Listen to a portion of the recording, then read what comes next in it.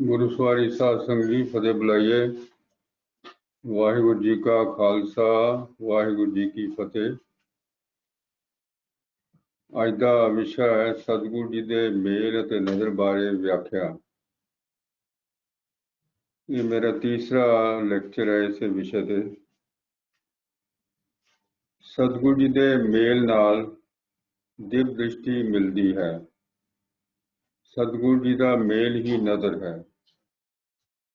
सतगुरु जी का मेल किसी शरीर का मेल नहीं है। जिस वेले सतगुरु साहिबान देह रूप में प्रगट सन उस वेले उन्हां दे दर्शन ते मेल तो दिव्य दृष्टि वाला मेल नहीं हुंदा सी अते ना ही अजिहा मेल नज़र किया जा सकता है। सतगुरु साहिबान जी के दर्शन हज़ारां लोग करते सन अते बहुत बख्शिशां ते खुशियां प्राप्त करते सन। उन्हां दे पाप शरीरक रोग अते दुख सतगुरु साहिबान दे दर्शन अते मेल नाल दूर हुंदे सन।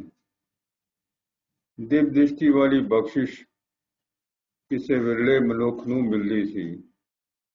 ये स्पष्ट है कि सतगुरु जी का मेल किसी शरीर के मेल नाल संबंधित नहीं है। इसे तरह श्री गुरु ग्रंथ साहब जी के दर्शन नूं दिव्य दृष्टि वाला मेल नहीं किया जा सकता है।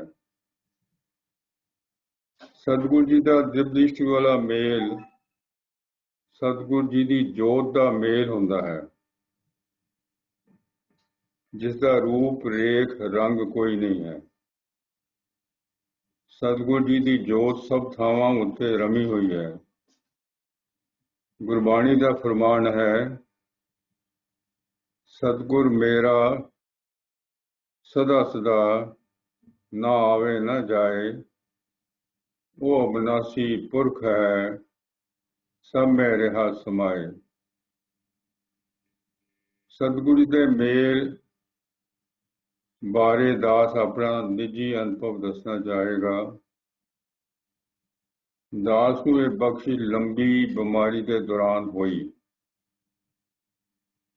बिस्तर ते लेटे हुए नूं ये मन विच आया कि श्री गुरु नानक देव जी दर्शन देण वास्ते आ रहे हैं अते झट ही मेरे मन अते शरीर विच आनंदमयी ते आश्चर्य भरपूर प्रकाश हो गया।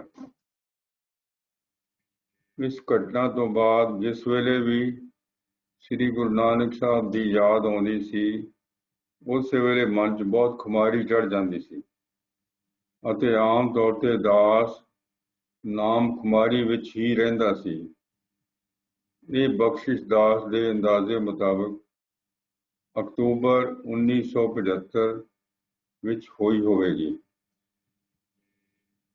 दिव्य दृष्टि बारे दास का अनुभव भी दसन की लोड़ है। दास सहकर्मी कुलीग की लड़की की शादी की रिसैप्शन 5 दिसंबर 1975 रिसैप्शन ते गया होया सी। खड़े खड़े इस तरह महसूस किया ते वेखिया कि एक बरीक पर्दा मत्थे चों निकल के मेरे अंदर गिर गया अते चार चफेरे परमेश्वर जिसकी रूप रेखा कोई नहीं नजरी आउण लग पिया। इस संबंध विच गुरबाणी के पिछले लैक्चर च दसे गए फरमान फिर साझे कर रहा हाँ। पहला फरमान, पंबीरी के पात पर दो बिन पेखे दूर आयो। पंबीरी दे खंभ वांग बड़ा बरीक पर्दा मेरे ते उस पति दे विचकार है, पर उसका दर्शन करन तो बिना वो किते दूर वसदा जापदा है। अपने निजी अनुभव के आधार से ये स्पष्ट करना चाहता हाँ कि परमेश्वर ने यह पर्दा मत्थे विच पा के सारे संसार नूं अपनी होंद बारे अंधेरे विच रखिया होया। सतगुरु जी का उपदेश गुरप्रसाद की सच्चाई नूं दृढ़ करन दी लोड़ है। ये पर्दा सतगुरु जी ने ही लाउणा है अते अंधेरा दूर करना है। परमेश्वर ने होर किसी शक्ति नूं ये समर्था नहीं बख्शी। दूजा फरमान, चूका पर्दा तां नजरी आया। दास की उपर की व्याख्या तो यह स्पष्ट है कि दास की बख्शिश का इस जन्म की तपस्या नाल कोई संबंध नहीं है। दास का जीवन एक साधारण सिख वर्गा जीवन सी। कोठी विच श्री गुरु ग्रंथ साहब जी का प्रकाश दास जां दास के परिवार वालों कीता जांदा सी अते सहज पाठ भी कीते जांदे सन। गुरुद्वारियां विच भी जाके संगतां दे दर्शन करीदे सन। श्री गुरु अमरदास जी के फरमान तो यह स्पष्ट है कि दिव्य दृष्टि की बख्शिश तुरों लिखे अनुसार प्राप्त होंदी है। प्रमाण, गुरप्रसादी हर मन वसिया पूर्व लिखिया पाया। पूर्व लिखिया पाया। गुरप्रसादी हर मन वसिया पूर्व लिखिया पाया।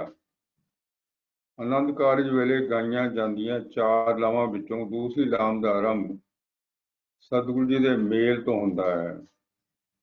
सतगुरु जी के मेल अते नजर नाल हौमे बारे सोझी प्राप्त होंदी है, क्योंकि परमेश्वर सारे नजर आउंदा रहिंदा है। दूसरी लाम की भगती हौमे नूं मारन वास्ते होंदी है। दूसरी लाम विच सतगुरु जी का फरमान है, निरभौ पैमन होए हौमे मैल गवाया बल राम जियो। परमेश्वर के नजर आउण दा सरीरक अखां नाल कोई संबंध नहीं है, क्योंकि अखां बंद होण नाल भी परमेश्वर नजर आउंदा रहिंदा है। इस बारे संबंधित फरमान दे रहा हाँ। नानक से अखड़ियां बेअन जिनी डसंदो मापिरी। नानक से अखड़ियां बेअन जिनी डसंदो मापिरी। परमेश्वर का प्रताप ते हर वक्त नजर आउण नाल परमेश्वर का निर्मल भाव पैदा हो जाता है।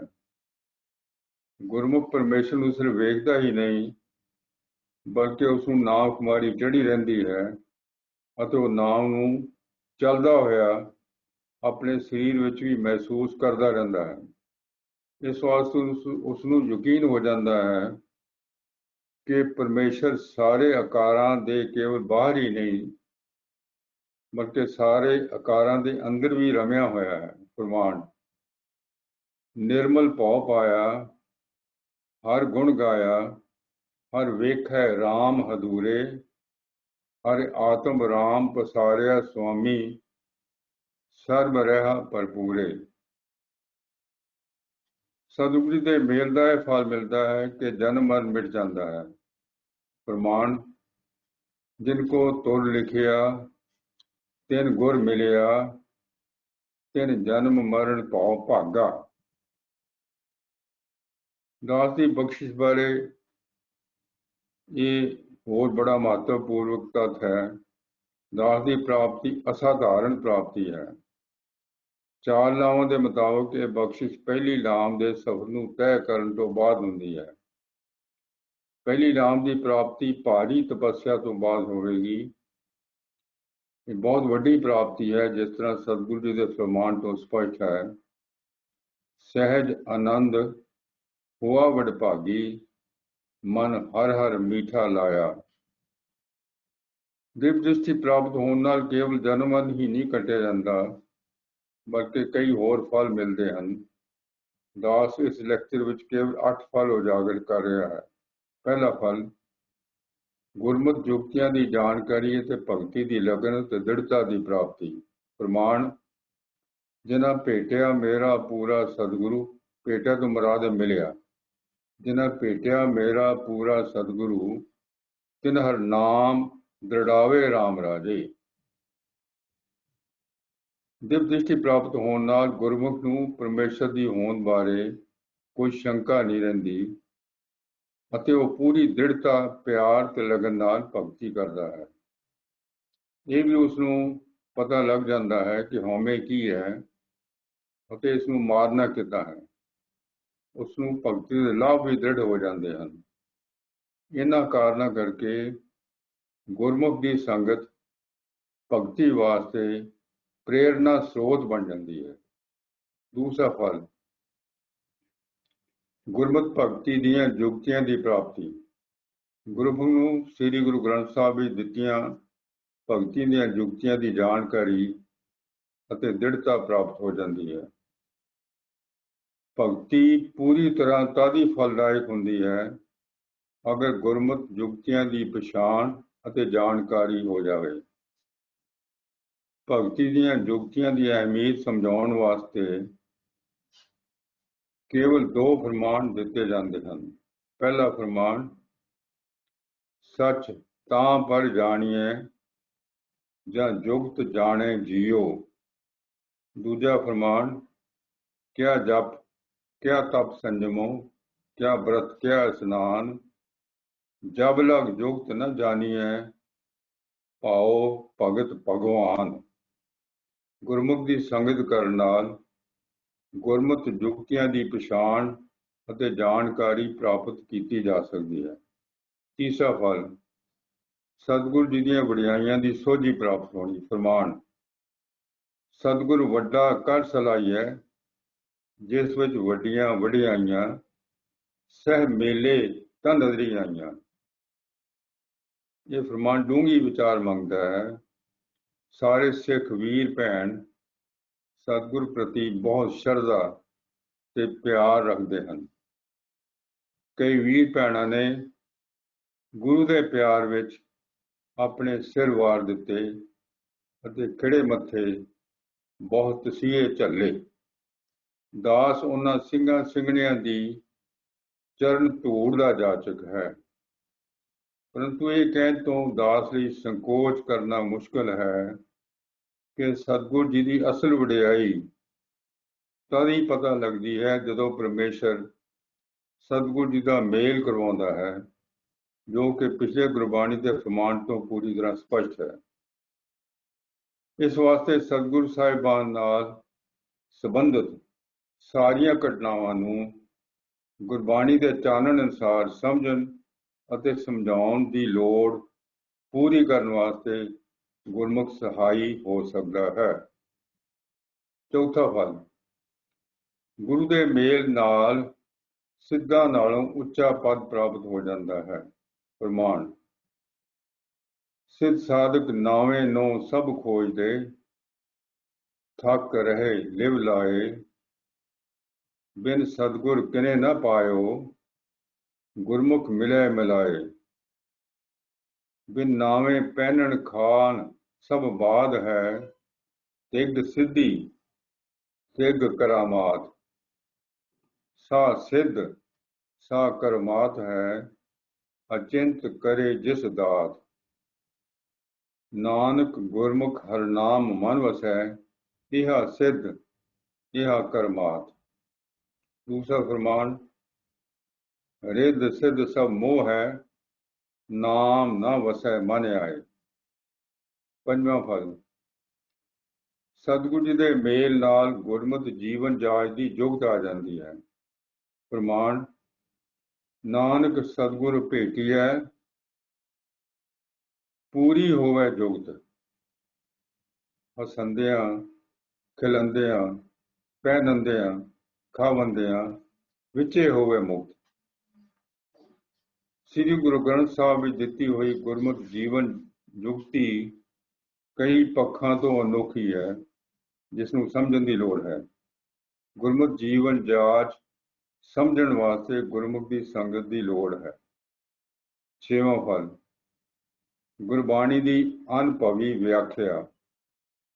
ਗੁਰਬਾਣੀ ਵਿੱਚ ਕਈ ਫਰਮਾਨ ਐਸੇ ਹਨ ਜਿਨ੍ਹਾਂ ਦੀ ਵਿਆਖਿਆ ਕੇਵਲ ਵਿਆਕਰਨੀ ਜਾਂ ਅਰਥ ਗਿਆਨ ਜਾਂ ਵਿਦਵਤਾ ਰਾਹੀਂ ਕਰਨੀ ਔਖੀ ਹੈ। ਉਹਨਾਂ ਫਰਮਾਨਾਂ ਦਾ ਸਹੀ ਜਾਂ ਅੰਦਰੂਨੀ ਭਾਵ ਸਮਝਣ ਵਾਸਤੇ ਅਨੁਭਵ ਦੀ ਲੋੜ ਹੁੰਦੀ ਹੈ। ਇਸ ਕੰਮ ਵਿੱਚ ਵੀ ਗੁਰਮੁਖ ਦੀ ਸੰਗਤ ਲਾਭਕਾਰੀ ਹੋ ਸਕਦੀ ਹੈ। 7ਵਾਂ ਫਲ, ਗੁਰਮੁਖ ਦੀ ਸੰਗਤ ਨਾਲ ਦੁੱਖਾਂ, ਰੋਗਾਂ ਤੇ ਵਿਘਨਾਂ ਤੋਂ ਆਰਾਮ। ਇਹ 100% ਸੱਚ ਹੈ ਕਿ ਗੁਰਮੁਖ ਦੀ ਸੰਗਤ ਤੋਂ ਬਿਨਾਂ ਗੁਰਬਾਣੀ ਸੁਣਨ ਨਾਲ ਦੁੱਖ, ਰੋਗ ਤੇ ਸੰਤਾਪ ਉਤਰ ਜਾਂਦੇ ਹਨ। ਅਗਰ ਗੁਰਬਾਣੀ ਸੰਗਤੀ ਰੂਪ ਵਿੱਚ ਗਾਈ ਤੇ ਸੁਣੀ ਜਾਏ, ਦੁੱਖਾਂ, ਰੋਗਾਂ ਤੇ ਸੰਤਾਪਾਂ ਤੋਂ ਨਿਵਰਤੀ ਹੋਰ ਜਲਦੀ ਤੇ ਆਸਾਨੀ ਨਾਲ ਹੋ ਜਾਂਦੀ ਹੈ। ਪਰੰਤੂ ਇਹ ਵੀ ਸਚਾਈ ਹੈ ਕਿ ਗੁਰਮੁਖ ਦੀ ਸੰਗਤ ਵਿੱਚ ਗੁਰਬਾਣੀ ਗਾਉਣੀ ਤੇ ਸੁਣਨੀ ਹੋਰ ਜ਼ਿਆਦਾ ਫਲਦਾਇਕ ਹੁੰਦੀ ਹੈ, ਕਿਉਂਕਿ ਗੁਰਮੁਖ ਦੇ ਮਨ ਤੇ ਤਨ ਵਿੱਚ ਅੰਮ੍ਰਿਤ ਨਾਮ ਦਾ ਵਾਸਾ ਹੁੰਦਾ ਹੈ। 8ਵਾਂ ਫਲ, ਗੁਰਮੁਖ ਦੀ ਸੰਗਤ ਤੇ ਆਵਾ ਗਾਉਣ ਤੋਂ ਮੁਕਤੀ। ਸਤਿਗੁਰੂ ਜੀ ਦਾ ਫਰਮਾਨ ਹੈ, ਹਰ ਧਿਆਵਹਿ ਤੁਧ ਜੀ, ਸੇ ਜਨ ਜੁਗ ਮੈਂ ਸੁਖ ਵਾਸੀ, ਸੇ ਮੁਕਤ ਭੈ, ਜਿਨ ਹਰ ਧਿਆਇਆ ਜੀ, ਤਿਨ ਟੂਟੀ ਜਮ ਕੀ ਫਾਸੀ। ਗੁਰਬਾਣੀ ਦਾ ਇਹ ਫਰਮਾਨ ਵਿਚਾਰਨ ਨਾਲ ਇਹ ਸਪਸ਼ਟ ਹੋ ਜਾਂਦਾ ਹੈ ਕਿ ਨਾਮ ਧਿਆਉਣ ਦੀ ਅਵਸਥਾ ਪ੍ਰਾਪਤ ਕਰਨ ਨਾਲ ਆਵਾ ਗਾਉਣ ਤੋਂ ਮੁਕਤੀ ਮਿਲ ਜਾਂਦੀ ਹੈ। ਧਿਆਨ ਦੋ ਤਰ੍ਹਾਂ ਦਾ ਹੁੰਦਾ ਹੈ। ਗੁਰਮਤਿ ਧਿਆਨ ਸ਼ਬਦ ਤੇ ਸੁਰ ਦੇ ਮੇਲ ਨਾਲ ਪ੍ਰਾਪਤ ਹੁੰਦਾ ਹੈ ਅਤੇ ਇਹ ਧਿਆਨ ਸਹਿਜ ਧਿਆਨ ਹੈ। ਦੂਸਰੀ ਕਿਸਮ ਦਾ ਧਿਆਨ ਬਿਨਾਂ ਸ਼ਬਦ ਤੋਂ ਸਰੀਰ ਦੇ ਕਿਸੇ ਹਿੱਸੇ ਤੇ ਜਾਂ ਬਾਹਰਲੀ ਚੀਜ਼ ਤੇ ਧਿਆਨ ਕੇਂਦਰਿਤ ਕਰੀ ਰੱਖਣ ਨਾਲ ਪ੍ਰਾਪਤ ਹੁੰਦਾ ਹੈ। ਸਤਿਗੁਰੂ ਜੀ ਦਾ ਫਰਮਾਨ ਹੈ, ਜਿਨੀ ਨਾਮ ਧਿਆਇਆ ਗਏ ਮਸਕਤ ਕਾਲ। ਇਸ ਫਰਮਾਨ ਤੋਂ ਇਹ ਸਪਸ਼ਟ ਹੈ ਕਿ ਕੇਵਲ ਨਾਮ ਧਿਆਉਣ ਨਾਲ ਮੁਕਤੀ ਪ੍ਰਾਪਤ ਹੁੰਦੀ ਹੈ। ਸਹਿਜ ਧਿਆਨ ਦੀ ਯੁਕਤੀ ਸਮਝਣ ਵਾਸਤੇ ਗੁਰਮੁਖ ਦੀ ਸੰਗਤ ਸਹਾਇਕ ਹੁੰਦੀ ਹੈ। ਅੰਤ ਵਿੱਚ ਸਿੱਟੇ ਵਜੋਂ ਇਸ ਲੈਕਚਰ ਦੇ ਸੰਦਰਭ ਵਿੱਚ ਇਹ ਕਹਿਣਾ ਵਾਜਬ ਹੈ ਕਿ ਗੁਰਮੁਖ ਜੀਵਨ ਜਾਚ ਸਮਝਣ ਵਾਸਤੇ ਅਤੇ ਅਧਿਆਤਮਕ ਪ੍ਰਾਪਤੀਆਂ ਵਾਸਤੇ ਗੁਰਮੁਖ ਦੀ ਸੰਗਤ ਬਹੁਤ ਲਾਭਕਾਰੀ ਹੁੰਦੀ ਹੈ। ਸਤਿਗੁਰੂ ਜੀ ਦਾ ਫਰਮਾਨ ਹੈ, ਭਗਤੇ ਗੋਪਾਲ ਮਹਾਂਤ ਕੈ ਮਾਥੇ, ਨਾਨਕ ਉਧਰੇ ਤਿਨ ਕੈ ਸਾਥੇ। ਭਗਤੇ ਗੋਪਾਲ ਮਹਾਂਤ ਕੈ ਮਾਥੇ, ਨਾਨਕ ਉਧਰੇ ਤਿਨ ਕੈ ਸਾਥੇ। ਗੁਰਮੁਖ ਅਮੀਰ ਜਾਂ ਗਰੀਬ ਹੋਵੇ, ਉਹ ਸੰਤੋਖ ਵਿੱਚ ਰਹਿੰਦਾ ਹੈ। ਉਸਨੇ ਮੱਥੇ ਤੱਕ ਕੀ ਟਿਕਾਉਣੇ, ਉਹ ਤਾਂ ਭਗਤੀ ਦੀ ਲਗਨ ਕਰਕੇ ਕਿਸੇ ਨੂੰ ਮਿਲਣਾ ਵੀ ਨਹੀਂ ਚਾਹੇਗਾ। ਪਰੰਤੂ ਸਤਿਗੁਰੂ ਜੀ ਦੇ ਹੁਕਮ ਅਨੁਸਾਰ ਆਪ ਭਗਤੀ ਕਰਨੀ ਅਤੇ ਦੂਸਰਿਆਂ ਨੂੰ ਭਗਤੀ ਕਰਨ ਵਾਸਤੇ ਪ੍ਰੇਰਿਤ ਕਰਨਾ ਆਪਣਾ ਫਰਜ਼ ਨਿਭਾਉਣ ਵਾਸਤੇ ਯਤਨਸ਼ੀਲ ਰਹਿੰਦਾ ਹੈ। ਭੁੱਲ-ਚੂਕ ਦੀ ਖਿਮਾ, ਸਾਰੇ ਫਤਿਹ ਬੁਲਾਓ। ਵਾਹਿਗੁਰੂ ਜੀ ਕਾ ਖਾਲਸਾ, ਵਾਹਿਗੁਰੂ ਜੀ ਕੀ ਫਤਿਹ।